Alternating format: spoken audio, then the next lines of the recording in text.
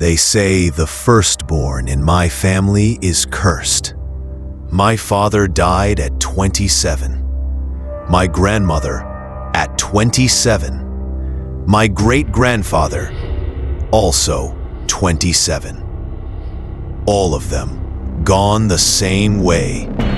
A silent scream in the middle of the night, found with eyes wide open, staring at nothing.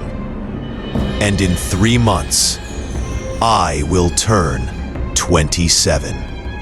I thought it was just an old superstition, something the older relatives whispered about to scare the younger ones. But last week, I found something in my mother's attic. A box filled with death certificates, all marked with the exact same cause: cardiac arrest, unexplained. That same night, I woke up at exactly 3:17 a.m. My bedroom window was open, and in the darkness, a man was standing in the street, looking up, right at me.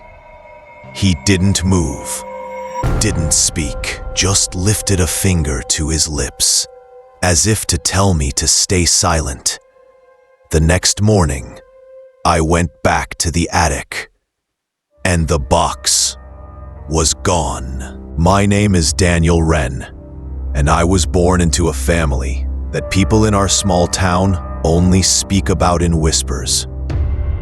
We live in a house that's older than most of the streets around it. A house where every room has a story, and every story ends the same way. The firstborn curse isn't something my family talks about at the dinner table. It's not written down in any diary you can find, but it's there, in the side glances between relatives, in the way my mother's smile tightens whenever someone asks my age, in the locked cabinet in the study that no one is allowed to open. I was the first son of the first son of the first son, and from the moment I could understand words, I was told 2 rules. 1, never sleep in the master bedroom. 2, never stay alone in the house on the night before your birthday. When I was younger, I thought it was just superstition. But as I got older, the stories started to pile up. My father's sudden death, the strange incident that claimed my granddaughter, and a string of family tragedies that all seemed too alike to be random. Everyone in my bloodline who was firstborn died the same way. All except me. Until now, the first story I ever heard about the curse was about my great-great-grandfather, Thomas Wren. He was a shipbuilder, strong as an ox, with a reputation for working until his hands bled. In 1894, on his 27th birthday, he went to bed in perfect health. By morning, he was dead, found with his eyes wide open, his hands clutching the bedsheets. No sign of illness, no sign of struggle, just gone. His son, William Wren, my great-grandfather, was born a year later. He never knew his father, but he inherited his trade and his temperament. He laughed off the old stories until the same thing happened to him in 1921. Same age, same bed, same look frozen on his face. By the time it was my grandfather's turn, the family was convinced this wasn't coincidence. They changed rooms, changed houses, but it didn't matter. Changed his name for a while. But curses don't care about postal codes. On his 27th birthday, I was just 2 years old. I still remember the sound of my mother's scream when she found him in the living room, sitting in his chair, television still flickering, his body cold. 4 men, 4 generations, all firstborn sons, all dead at 27, all with the same vacant stare. The pattern was undeniable. The only mystery was, why? My mother never told me the full truth, but I could see the fear in her eyes every time I asked about my father. She kept every family photo in a single album, but I noticed something strange. In every photograph of a firstborn son, there was always a shadow somewhere behind them. Not the kind you get from bad lighting. These were shapes, human shapes. Somewhere between the truth and the legend, the curse had taken root.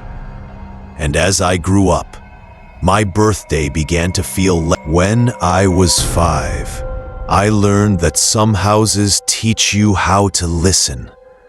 Ours taught me to listen for what shouldn't be there. The first sign was the lullaby, a tune so soft it felt like someone humming through a wall. It came from the master bedroom, the one I was forbidden to sleep in, a door that always stayed locked, though I never saw a key. At night, the melody would drift down the hallway, gentle as breath on glass, and I would lie in bed and try to match the notes under my breath. The moment I did, the humming stopped, as if the singer had heard me and gone quiet to listen back. I told my mother. She said it was the old boiler, pipes settling, nothing to worry about. But she started sleeping with a rosary under her pillow after that. On my 7th birthday, I woke to the sound of heavy feet on the stairs. Not footsteps exactly, more like weight pressing each step until the wood creaked low and long. I ran to the landing. The hallway was empty, but the grandfather clock had stopped at 3:17 a.m.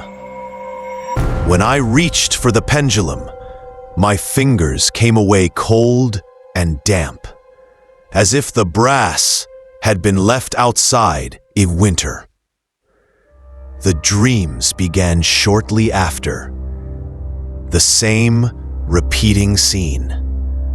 I'm standing in the upstairs corridor, the wallpaper peeling like drying leaves, a thin trail of water leading from the master bedroom to my door. I follow it to the bathroom, where the tub is already full, the surface perfectly still. There's a shape just beneath the water, face up, eyes open, not struggling, just watching me. Every time I try to scream, water pours out of my mouth instead of sound. I started drawing what I saw. My teachers thought I was going through a stormy period. They sent home notes about grave imagery and morbid fixation. In my sketches, the waterline was always the same height. The eye consistency like that isn't imagination, it's memory. When I was 10, the house gave me a test. The power cut out during a summer storm, and the only flashlight I found was on the study desk, beside the locked cabinet. While I fumbled, lightning flashed, and, for a fraction of a second, the cabinet's glass reflected the hallway behind me. A man stood there, not a blur, not a trick of light. A man in a dark suit, with a raincoat draped over one arm, hair parted like a photograph from the 1950s. He didn't move. He didn't blink. When the thunder rolled and the room went dark again, I turned, and there was no one there. The floorboards where he had stood were wet. That was the night I tried the master bedroom door. I pressed my ear to the wood, heard the same lullaby from years ago, softer now, slowed to almost a heartbeat. Without thinking, I whispered the 2 rules I'd been given, like a password to the house. Never sleep in the melody, thinned, threadbare, and in the silence after. The door's old keyhole breathed a single draft of cold air onto my cheek. It smelled like old perfume and rain. I learned to move carefully after that, to step over the 3rd stair that always sighed, to avoid the strip of hallway that never warmed, to keep water from standing in sinks overnight. My mother called them good habits. I called them survival. Kids learn patterns faster than adults admit. By 12, I knew the house had a pulse that sped up near dates that mattered. Anniversaries, funerals, my birthday. I knew that when the clock paused at 3:17, something would notice if I breathed too loudly. And I knew, with a child's certainty, that the humming behind the door wasn't trying to calm me. It was timing me. Most children outgrow their monsters.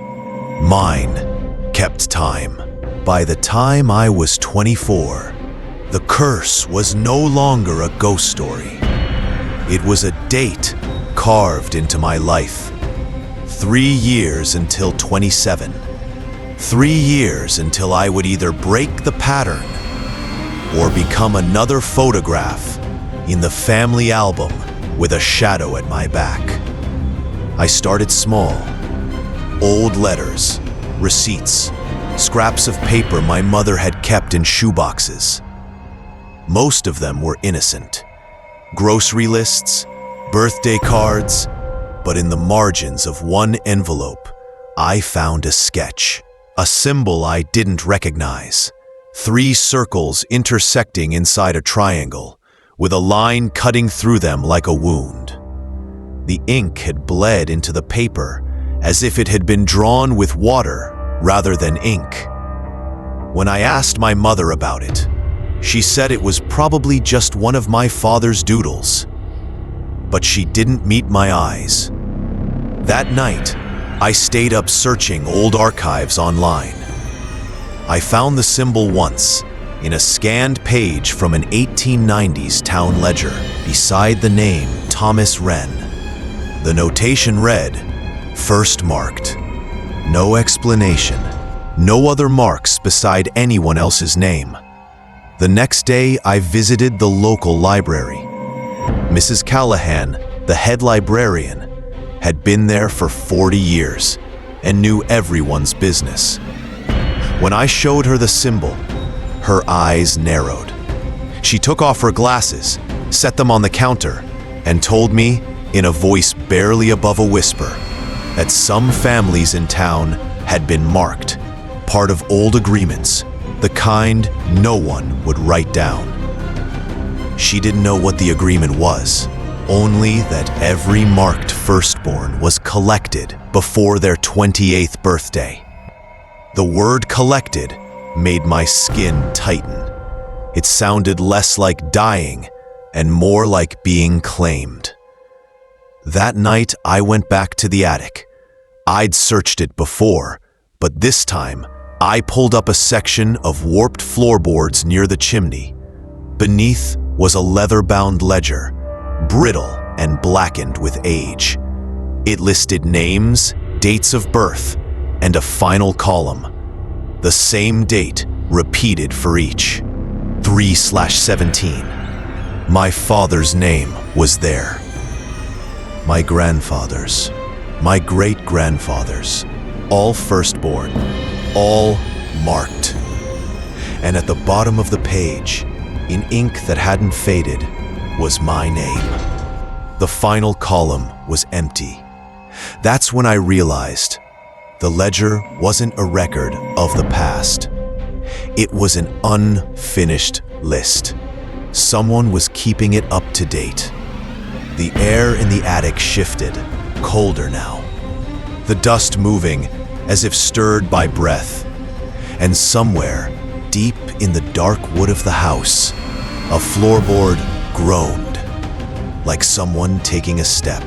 The ledger was my first real proof. Not just whispers or eerie coincidences. Something physical. Something someone had been keeping for more than a century. But it still didn't answer the question that gnawed at me every night. Why? I took the book to my friend Alex. He worked at the Historical Society, which basically meant he spent his days surrounded by things everyone else had forgotten. He looked at the handwriting, the ink, the binding. Late 19th century, he said without hesitation. Then he pointed to the final column, the identical 317 on every line. That's not a death date, he told me. That's an appointment. The word hit me like cold water. Appointment. It was deliberate, chosen, kept. We scanned the pages, looking for anything unusual. On the last sheet, faint under the names, Alex found an impression, the ghost of handwriting pressed into the paper from the page above it. He shaded it in with a soft pencil, and the letters surfaced. Blood binds, first, others spared. It didn't make perfect sense, but the implication was clear. Whatever took the firstborn, it left the rest of the family untouched. As if the firstborn was a debt paid, so the others could live. Alex told me about an old chapel on the edge of town, abandoned since the 1940s. It was built over the ruins of something older, possibly a family crypt. Rumor was, certain marked families had ties to it. That night, I drove there. The chapel was nothing but a skeleton now. Roof half collapsed, walls thick with ivy. Inside, the air was damp and sour, like wet stone and mildew. The altar was cracked in half, and beneath it, I found a small recess filled with fragments of blackened wood and what looked like melted candle wax. But there was something else. A bronze medallion, no larger than my palm, stamped with the same intersecting circles and triangle from the envelope. Its edges were worn smooth, as if handled often. When I picked it up, I felt not heat exactly, but a pulse, a faint rhythmic vibration, like a heartbeat that wasn't mine. I slipped it into my pocket, and the chapel seemed to exhale, a slow, long sigh through the broken rafters. On my way out, I noticed carvings in the stone by the doorway, weathered, nearly gone. 3 words in Latin, primus sumptus donum. Alex translated it later. The first taken is the gift. It wasn't superstition. It was an arrangement. And I was next on the list. Once, you know there's a price on your head, Every sound in the dark feels like someone coming to collect. For weeks after finding the medallion, I carried it with me everywhere. In my pocket when I worked, under my pillow when I slept. I told myself it was protection, but deep down, I knew I was holding the very key that had opened the door for whatever haunted my family. The night before my 27th birthday, the rules echoed in my mind. Never sleep in the master bedroom. Never stay alone in the house. But Alex was out of town. At 3:12 a.m., I heard the first sound, the slow, heavy descent of footsteps on the stairs. 12 down, 12 up. Just like when I was a child. I froze, listening, my breathing shallow. The footsteps stopped, and in the thin stretch of silence that followed, I could hear the faint humming, the lullaby from the master bedroom. Against every instinct, I went to the door. The keyhole's cold breath touched my cheek again, and the smell of rain and perfume wrapped around me. I turned the knob. It was unlocked. Inside, the room was exactly as I'd imagined. High-backed bed against the wall, dust thick on the furniture, curtains drawn tight. But in the center of the bed lay something impossible. Every firstborn in my family. My father, my grandfather, my great-grandfather, each sitting upright, eyes open, hands folded in their laps. They didn't move, didn't blink, but their heads turned toward me in unison. One by one, they opened their mouths, not to speak, but to hum. The lullaby swelled in the air, the notes winding around my head until my knees buckled. I dropped the medallion. It hit the floor with a sound like stone cracking. The figures leaned forward, their faces stretching in a way skin shouldn't, their eyes fixed on mine. The air in the room thickened, and I felt my heartbeat slow. A shadow rose from the bed, not from any single figure, but from all of them at once. A tall, hollow man shape with no features, only the faint glint of wetness where its face should be. It stepped toward me, and every board beneath it groaned, like the house itself was trying to hold it back. My instincts screamed to run, but my legs were locked. It reached out, one long, dripping finger pointing at my chest. The moment it touched me, my vision shattered. Flashes somewhere far away. I heard Alex's voice shouting my name. I was on the floor of the hallway. The master bedroom door closed behind me. The medallion lay beside me, split in half. Alex stood over me, soaked from the rain, saying he'd had a dream I was in danger and drove through the storm to get here. When we opened the door again, the room was empty. No dust disturbed. No figures on the bed. Just the faint smell of rain and a single wet footprint leading toward the window. The clock downstairs read 3:17 a.m. By morning, the storm had wrung the sky dry. The house looked smaller in the gray light, like a stage set after the actors have gone home. Alex brewed coffee in the kitchen, while I stared at the two halves of the medallion on a dish towel. They were cold now, inert. If they'd ever been alive, they were only bone and metal again.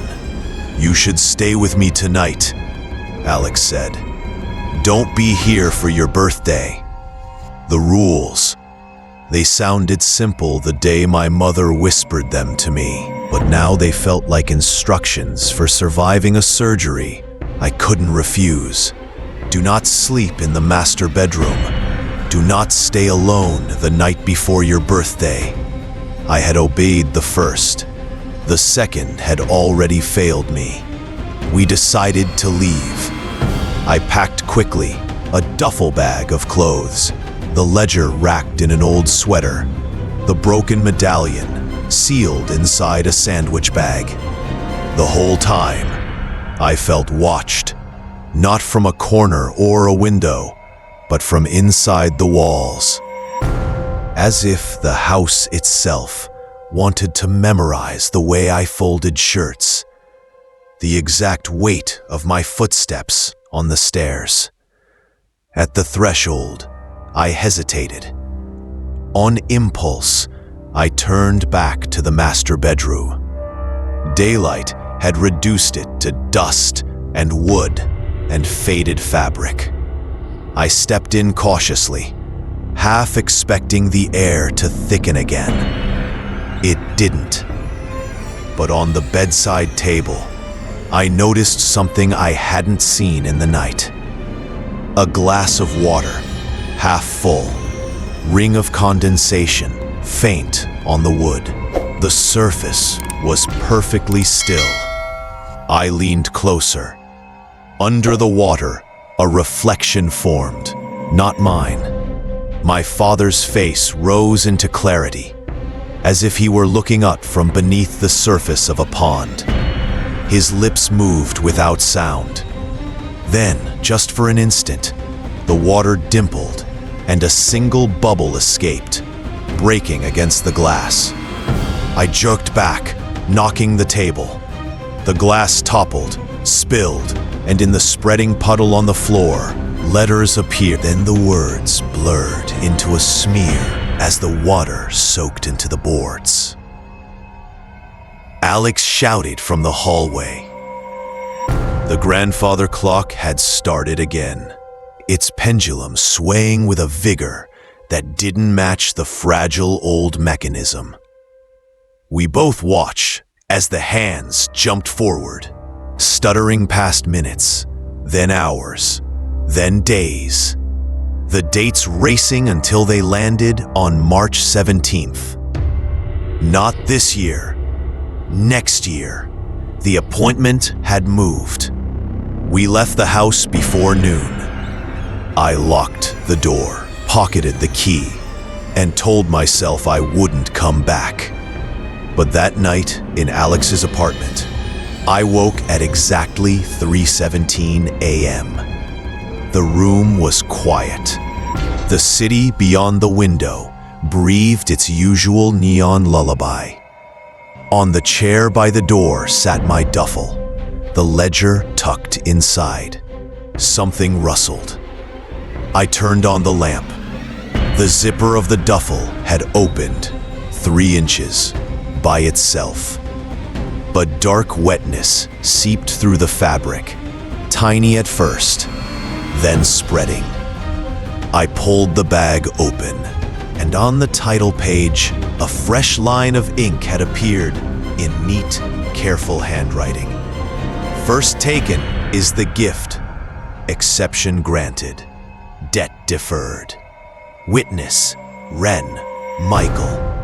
My father's name. My father's signature. Not me, not yet. A year borrowed from a ledger that never forgets. A gift or a promise to pay with interest. Most people count birthdays forward, a step away from the day they were born. I count mine backward now, days until the appointment comes due. A year isn't long when you measure time in heartbeats and footsteps on the stairs. The ledger is locked away. The medallion's halves are buried somewhere no one will find them. But I've learned enough to know that locks rust and dirt shifts, and nothing stays buried forever, especially debts. If you've ever heard your name whispered in an empty house, if you've ever woken at the same time every night for no reason, check your family's firstborns. See if they all made it past 27. If they didn't, you may have an appointment too. And if you do, remember this: rules don't protect you forever. They only buy you time. A year passes quickly. I'll let you know if I survive mine. 10.